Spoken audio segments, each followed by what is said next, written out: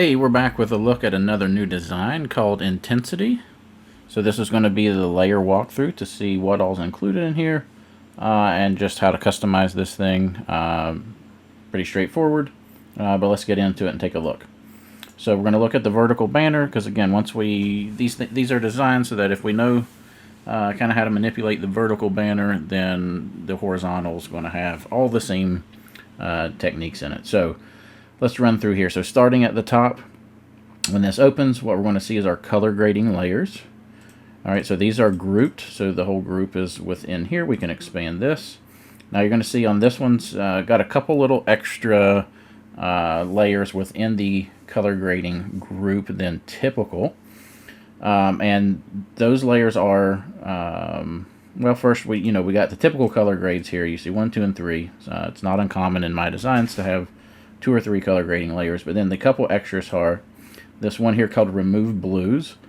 So if you turn this on, what you're going to see is going to remove that cyany blue type of cinematic color cast off of this. So if you like it, you can just leave this layer off, but if you want to get rid of that blue color cast, just turn this on, and it won't get rid of all the blues in the image, as you can see, just the blues coming from the color grade. So that's an optional layer that's in there. And then also, because this design I feel looks really good with our clean grit action applied to it to give it that grittiness but no muddiness, I've added this saturation boost in here because when you apply that clean grit, it gives it a cool desaturated look. But this is just an optional layer to turn this on just to boost that saturation back. And when we get done here, we'll run it so we can see exactly what I mean by that. Okay, so let's close up our color grades. Below that are our facial highlight boost layers that I put in just about every design. We'll take a look at those in a minute. We've got some normal text layers. As always, the links to the text I use in my samples that I like are linked on the product page. So we get on down here. A couple of these text layers are for these elements up here in the right corner. So this is just like an abbreviation. Like I've been using this for like school abbreviations, things like that. Player number. Again, those can be turned on and off or changed. Below that we have some vignetting, which is going to give this thing that intense type of dramatic type of look. So again, given the name Intensity, that gives us that drama in there. This layer is just some subject shadowing that's going to happen on the legs. We can see that once we turn our subject on. Of course, marked in red are always where the subjects go into the design. So this is a subject group. So you would expand this group, and it's going to tell you to place the subject right here. As always, take a look at the layer names for indications of what these layers do and what the groups do. So below that, we've got a couple layers here. So we have our dashed lines. So that's all of these little dashed, almost stitch-looking lines that are running across the image here. These are in a group that you can expand, and all of these are individually layered, so they can be individually turned on and off, or moved, or what have you. And then clipped to this entire group is a color fill layer, which is going to change the color of those universally. Okay, so just like that. Now, you could, say you wanted these lines to be each different colors. In order to accomplish that, what I would recommend is you just expand this layer, and you could actually drag a color fill down to whichever of these lines you want, and hold Alt or Option between the layers and clip it to that layer. And then you could just actually duplicate that and do the same thing. And then as you see, that would allow you to set custom colors for each individual. So say you want to do like a cool red, white, and blue or something like that. You would see all of those are easily done that way if that's something you want. I set it up just to be a universal change, just because I thought that was the simplest and the coolest look overall. But I just like to show ways to customize to make your own looks out of these things. That's the beauty of a template. You get to make it look how you like. So when we get below our lines here, these are our 2 rows of background text. These are set up as smart objects. You're going to notice that the first one is, you could really edit either of these technically, but I just have an easy note in there. edit the first one, leave the second one alone, because once we change the first one, it's going to automatically update the second one. That's why it's set up as a smart object, just to keep you from typing and rearranging things so much. So if you're unfamiliar with smart objects, we can tell, one, that it's a smart object because of this little icon in the layer thumbnail.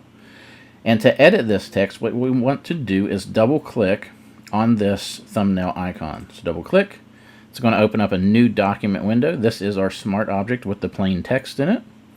So from here, we could double click on this text if we want to change it. And the way that I like to do this when I'm using repeating text is, let's say I want to change the team name here to the Dragons. I like to just type my new text with a space, and then Command or Control A to select everything, Command or Control C to copy. I'm going to hit my End key, and then Command or Control V to paste, paste, paste, paste. And once the text is touching both ends of this canvas, then I can apply it, close the window. It's going to ask if I want to save changes, and then I'm just going to say yes. And when I do that, you can see it's going to automatically update that text on both lines with the new text. So that's the beauty of smart objects, is we can kind of simplify some of our processes. So below these smart objects, we have these inlay lines. That's just going to add some graphic dimension in the background there. This is an overall background texture that's just adding some kind of interesting grain and texture into this thing. Again, just to help give it that overall look. You can see as we turn that off and on what that's doing. Below that is a color cast for this center block right here. So if we turn this on, you can see specifically it's singling out that center block there. This is just a simple color change. So double click on the layer, and you could sample color. So you could sample that blue, or you could come pick any kind of color. You could enter hex value, whatever you would like to do. So you could set that center block as a color just to give some dimension. Below that, this is our background subject. So you can see another red group means the subject goes in here. So you would expand this group, drop the background subject in, and then clip to this group is our black and white conversion for that subject. So again, that could be turned on or off. We'll look at that in just a second more. Below that, we have a couple layers here. So one is this set of blocks in the background. So it's basically this top, middle, bottom stripe right here. And then attached to that is this swipe type of metallic-y, swipey type of texture that I've added into this. So if it's a little bit much, you could always drop it down for a little bit less in effect, or you could bring it up more for an even more intense effect, or you could turn it off. So again, beauty is customized to the look that you like. And then below that is our background color. So just a double click, and you can see as we move this around the areas that's going to get changed with that. Again, you could sample or however you like to do to make those changes. Okay, so that's the quick overview of what all's in here. But now let's drop subject in and look at how we're going to customize this. So what we're going to do here, let's get this ready here. I'm going to go ahead and pre-expand this background group and select my subject here layer. Let's go over here. I'm going to grab a background subject. So let's grab this guy. We're going to drag him over, drop him in. And now what I want to do is just resize him to whatever size I'd like here. So Command or Control T. And let's expand him out a little bit bigger than maybe I want. I don't know. It's not too bad. Let's do this. Let's link this, and then we can size from here. Alright, so I think that looks pretty good. Let's do something like that. One little tip if you're ever struggling centering up, very centered subjects like this, I like to just go to View and Guides and pop in a new guide layout. Just make sure your columns are set to 2, and it's going to give you a center line. And then you could actually just hit your V key for your move tool, or select it up here, and your arrow keys, and you can just make sure things are nice and centered. So we'll leave that on as we place our front subject here in just a moment too. So there's our back subject in. You can see here's that black and white layers, just doing that conversion, toning things down, changing some contrast so that subject blends into that background. And you can see this whole group right here is set to a hard light blend mode, which is why we're picking up that texture through the subject. So here's where you could play with that opacity, based on how much of that texture, how intense you wanted that to show. So I like that. That looks pretty good. Let's go on up and drop a front subject in. So we'll expand this group here. And let's come over, grab the new subject. We'll drag him over. So a couple different poses of the same subject here. Let's make this one a little bit smaller. Something like that looks pretty good, I think. Let's click apply. Now that I have everything aligned, I'm going to get rid of my guides. So view, guides, and I'm just going to clear these off here. Alright, so now once my subjects are in, you can see like the foreground subject's pre-masked, so it hides the legs behind this bar down here. But now we can go through and we can customize this with some colors and things to match and change the name and all that good stuff. So this is all where it's pretty straightforward. So let's start with, let's say, the year. Let's make this instead of blue. Let's click the blue, and I'm going to sample one of the reds from his jersey. Let's go with something a little bit, maybe a little more dark and moody, I think works with this design. So let's do something about like this, but I'm going to pull that saturation over. There we go. What I'm going to do is I'm going to go ahead and pre-copy this hex value just in case I want to use it for other things. So for instance, let's come down to his number. So let's update his number here to 52. Let's apply this. Let's change our color, and here's where I could just paste that same color in. If I want to brighten that up so I can read it, we could do this. Actually going to copy this brighter number because let's change this here to their, say this is St. Albans, so maybe I'll do an SA in there just to give that something. Let's paste in our red. There we go. Let's go on down. So we've already updated the wording on this background text, but let's change the color. So we're going to do that within the Smart Object again. So into the Smart Object, and you could do this all at the same time when you're working for real. But let's change our color. Command or Control V. I'm going to go with a bit of a darker red for this one though. Close this window. Yes, we want to save it, and we can see it updates our colors back there. Let's change our background color, so all the way down at the bottom. And again, we'll just paste the red we've been using. And I kind of like that. We could go darker, but actually I kind of like it. Kind of like it that color there. It looks cool. So let's click OK. This is where we could turn that color on back here to decide, you know, if we liked anything there. I actually just like that black and white look in the background for this one, so I'm going to leave that. And then let's go to the name. So let's update this. I'm just going to put my name in here to make it simple. Alright, there. So there's one. And then last name. And again, you could, based on, because everybody's name's different lengths, you could reposition or whatever you like to do. You could leave things. Let's come in here. Let's paste our colors.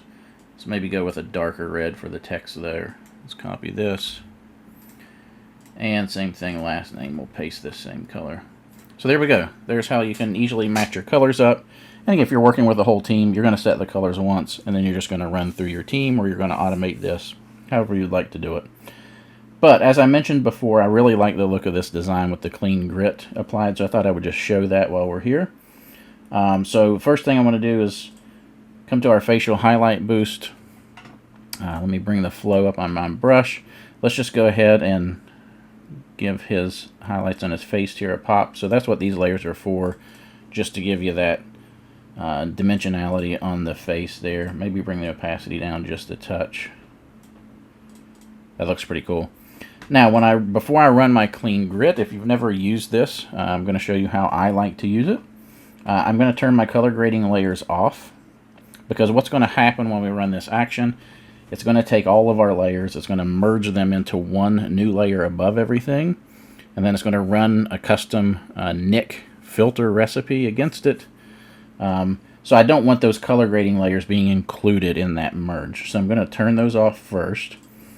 And then I need to make sure I'm selecting the topmost visible layer. So it's not going to run from here because this is not visible. So all we have to do is just make sure that whatever the topmost visible layer is selected. And then I'm going to run the action. And again, you can get this action from the website as well.